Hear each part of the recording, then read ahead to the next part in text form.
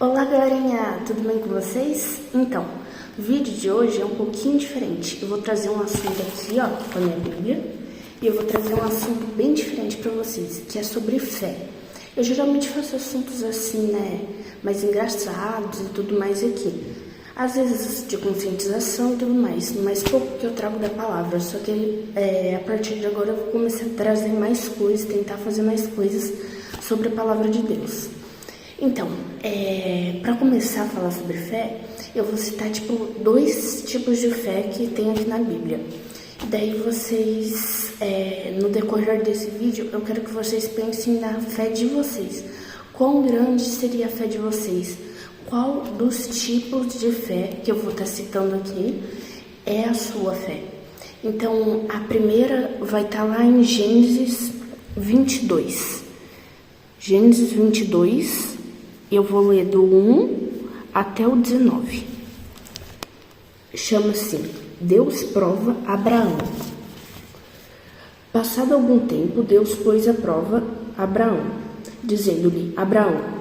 Ele respondeu: Eis-me aqui. Então Deus disse: Tome seu filho, seu único filho Isaque, a quem você ama, e vá para a região de Moriá.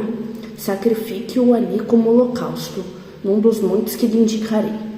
Na manhã seguinte, Abraão levantou-se e preparou o seu jumento.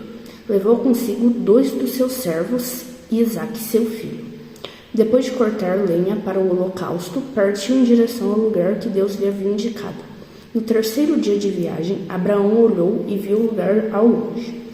Disse ele a seus servos: Fiquem aqui com o jumento enquanto eu e o rapaz vamos até lá. Depois de adorar, voltaremos. Abraão pegou a lenha para o holocausto e a colocou nos ombros de seu filho Isaque. E ele mesmo levou as brasas para o fogo e a faca. E caminhando os dois juntos, Isaque disse a seu pai, Abraão: Meu pai. Sim, meu filho, respondeu Abraão. Isaque perguntou: As brasas e a lenha estão aqui, mas onde está o cordeiro para o holocausto? Respondeu Abraão: Deus mesmo há de prover o cordeiro para o holocausto, meu filho.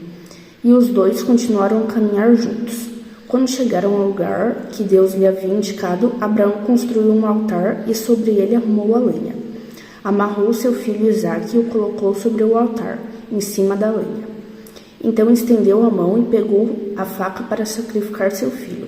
Mas o anjo do Senhor o chamou do céu. Abraão, Abraão! Eis-me aqui, respondeu ele. Não toque no rapaz, disse o anjo. Não lhe faça nada. Agora sei que você teme a Deus, porque não me negou seu filho, o seu único filho.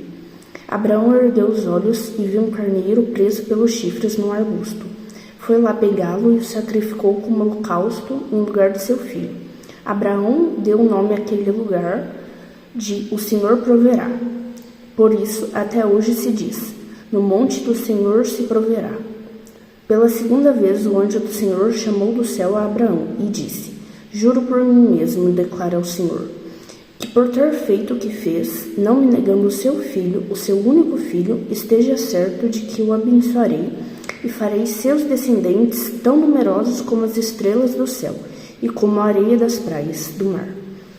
Sua descendência conquistará as cidades dos que lhe forem inimigos. E por meio dela, todos os povos da terra serão abençoados, porque você me obedeceu. Então voltou Abraão aos seus servos e junto partiram para Berzebá, onde passou a viver. Então, nessa história, a gente pode concluir o seguinte: a fé de Abraão estava tão grande em Deus que ele não ficou olhando para o lado, para as adversidades, ficou pensando assim: ai, mas meu filho. Ele nem sequer falou: Senhor, mas por que, Senhor? Mas por que o meu filho, o meu único filho, como estava citado aqui na Bíblia, o único filho dele, Isaque? Ele não negou ao Senhor esse sacrifício, por mais que poderia doer para ele, por mais que ele sabia que ele poderia chegar no monte e nenhum anjo tivesse falado nada. Mas, ao contrário, ele acreditou que Deus iria prover para ele tudo do bom e do melhor, e que talvez tivesse uma esperança de Deus ou de um anjo falar para ele não sacrificar o seu filho, que foi o que aconteceu.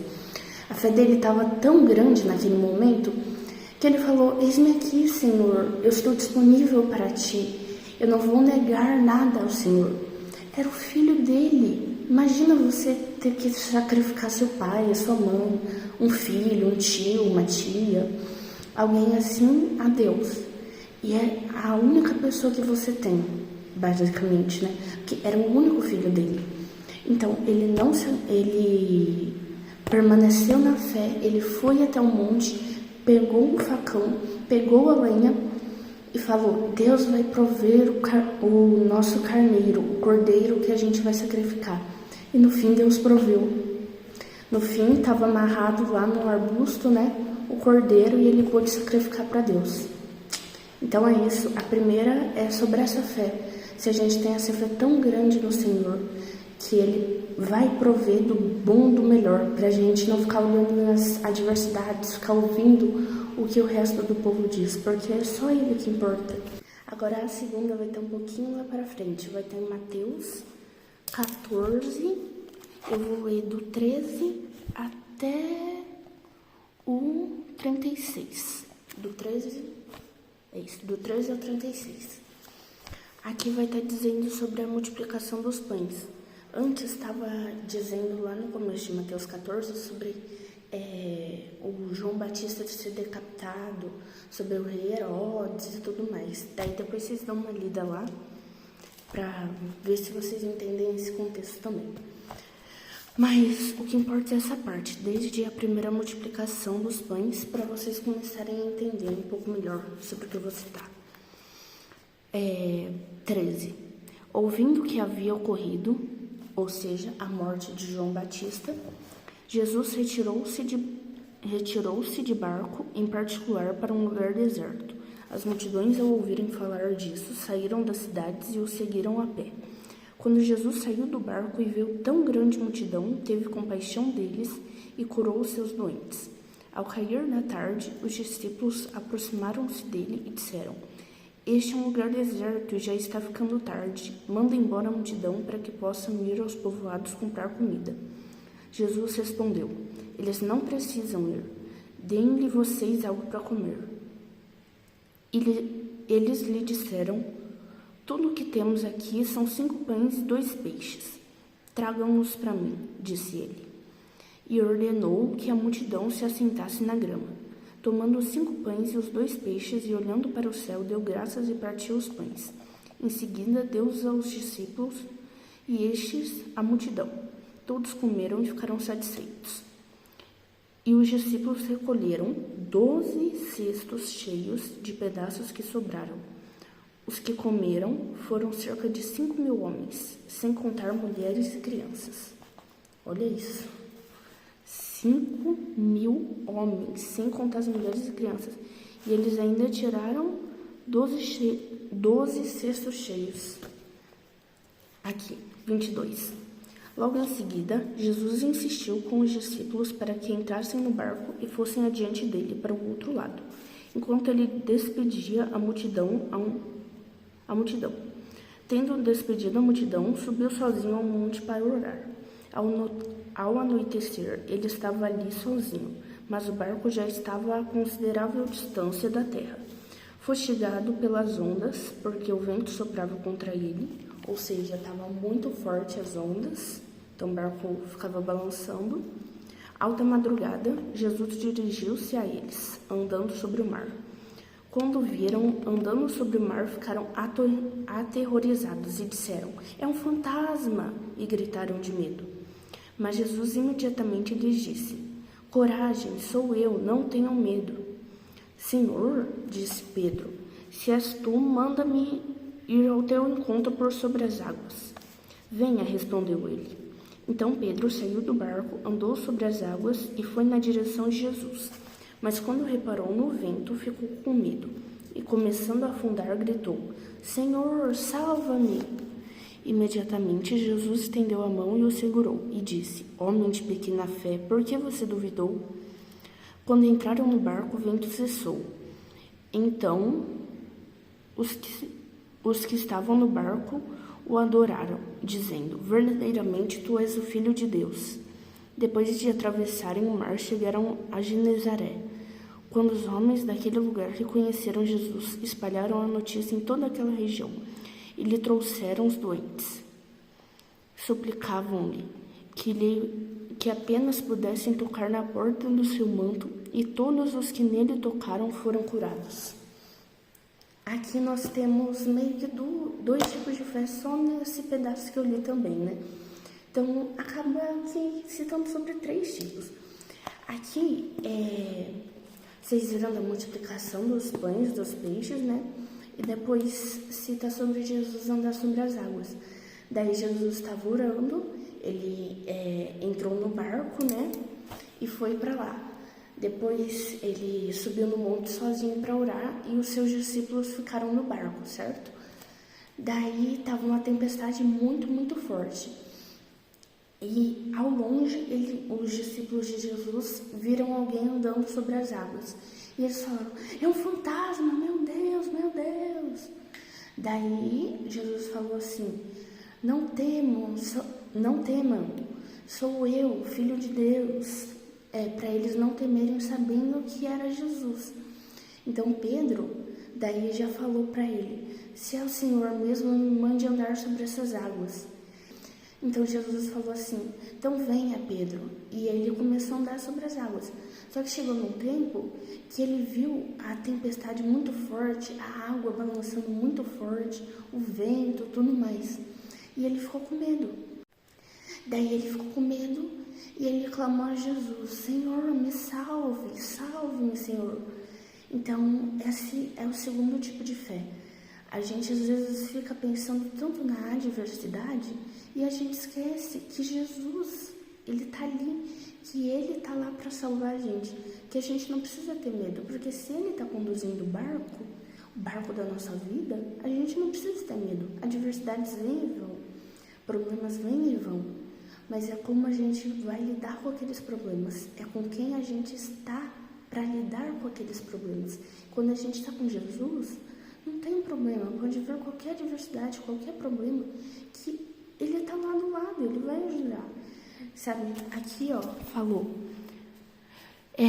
quando entraram no barco, o vento cessou. Jesus então estava meio que pondo à prova, eu acredito, Pedro, né? Porque quando eles entraram no barco, o vento cessou. Quer dizer, os problemas acabaram, eles estavam lá com Jesus. Por que eles precisavam ter medo? Se Jesus estava lá, eles não precisavam ter medo, porque eles acreditavam no poder de Deus. Eles sabiam que Jesus podia cessar aquele vento. Às vezes a gente tem tanta fé, mas na hora da prova, a gente, quase que nega Jesus, digamos assim. Às vezes a gente fala assim: não, vou passar por isso tranquilo. E quando chega a provação, daí você dobra os seus joelhos para adorar a Deus. Daí você dobra os seus joelhos para clamar a Deus. Daí você fala: Senhor, salva-me, Senhor, ajuda-me, porque eu não consigo. A hora que a gente está passando pela prova, daí a gente clama a Deus. Mas a hora que a gente está ali tranquilo, calmo, sem problema nenhum, a gente acaba esquecendo de Deus. Por exemplo, eu posso citar uma fé grande, a fé de Jó. A família inteira estava meio que contra ele, digamos assim, falando: larga esse teu Deus, para que precisa desse teu Deus? Ele não vai te ajudar. Olha aqui, seus filhos morreram, você está com essa doença, você não tem mais amigos, você não tem mais ninguém. Mas a fé de Jó permaneceu, porque ele sabia que o Deus dele era maior do que qualquer adversidade. Então essa é a mensagem que eu quero dizer para vocês. Qual é a fé de vocês? A sua fé está grande, está permanente em Deus, que não importam as adversidades, não importa o quão forte esteja a tempestade, você está lá, você está olhando para um foco, porque o único foco que a gente deve ter é Jesus Cristo. Porque se ele está afirmando aqui em várias partes da palavra dele, ele afirma que ele é palavra de vida, ele é salvação, que a gente não precisa temer se a gente tem a ele. Então, para que temer? Para que ficar olhando para outros lados durante as adversidades? Olha só para Jesus, olha só para Ele, porque é para Ele todas as coisas pertencem a Ele. Ele não vai deixar você passar por dificuldades maiores do que você não pode aguentar. Está escrito na palavra. Você não vai passar por dificuldades maiores do que você pode aguentar. Jesus sempre vai estar lá do teu lado. Pode ser que você fale assim, ai, mas meu Deus, eu tô orando, eu tô jejuando, eu tô fazendo tudo, mas o Senhor não me responde. Por quê? Por quê, Senhor? Por que isso aconteceu? Mas às vezes é o propósito dele. Uma hora ele te responde, às vezes não é a hora agora. Então é isso que eu quero deixar para vocês. Vocês terem a fé grande em Deus, porque Ele é o único que importa. Ele é o único Senhor e Salvador. Ele é o único que pode fazer todas as coisas. Então que a fé de vocês estejam grandes no Senhor, porque Ele é o Deus provedor. Ele é a salvação, Ele é o nosso escudo, Ele é a nossa fé. É nele que a gente deve focar, não é nas adversidades. Então é isso, pessoal. Eu espero muito que vocês tenham entendido o que Deus pôs no meu coração. E eu também peço para vocês deixarem aí nos comentários outras ideias, outros temas de vídeo que eu posso fazer em relação à Bíblia, que eu vou gravar aqui para vocês, tá bom? E qualquer dúvida que vocês ficaram sobre este vídeo, é só vocês me escreverem aí nos comentários que eu posso fazer outro vídeo para explicar para vocês, tá bom? Então é isso. Beijão. Não esquece que Deus é o teu Salvador. Ele sempre vai estar contigo, não importa a dificuldade. Tchau. Oi, pessoal. Voltando aqui, porque eu falei que eu ia falar sobre 3 fés, né? Lá no meio do vídeo. E eu esqueci da última, pessoal. Desculpa mesmo, tá bom? Mas a terceira fé é sobre a fé do povo que tava lá. No final cita, né, de Mateus, cita sobre os doentes. A fé deles, que as pessoas que os levavam falavam assim, deixe pelo menos eles tocarem nas suas vestes, Jesus, que eles serão curados. Então, essa é a terceira fé. Uma fé tão grande assim que eles acreditavam que apenas tocando nas vestes eles já seriam curados. Então eles tinham essa fé em Deus de que Ele era Jesus e Ele podia fazer tudo aquilo que o povo achava que era impossível. Então eles acreditavam que só tocando nas vestes de Jesus eles podiam ser curados. Uma fé tão grande que às vezes hoje em dia a gente não tem, né, esse tamanho de fé. Falando assim, acreditando que se a gente pedir verdadeiramente para Deus, Ele pode fazer o impossível. Ele é Deus. Deus pode fazer o impossível na nossa vida. Então, às vezes a gente não tem essa fé hoje em dia de, eu vou apenas pedir para Ele com um coração verdadeiro, com um pensamento verdadeiro, do que eu necessito, do que eu preciso, e eu creio que se Ele quiser, Ele pode fazer. Ele pode fazer o impossível. Só que o problema também é que às vezes a gente pensa assim, não, mas eu quero isso. Então eu vou pedir para Deus porque eu sei que Ele vai fazer, porque eu quero. Então eu sou filha dele, eu tô pedindo aquilo e Ele vai fazer. Mas não é bem assim. Às vezes não tá na vontade dele. Às vezes não tá no tempo certo, entendeu? Pra ele fazer aquilo. Ou às vezes ele não quer, porque às vezes é o melhor pra você. Às vezes ele tá te livrando de alguma coisa com aquele não que você recebeu, entende? Então, é isso que eu quero deixar pra vocês. E muito obrigada se você assistiu até aqui. E é isso. Um beijo, pessoal. Tchau. Espero que vocês tenham entendido.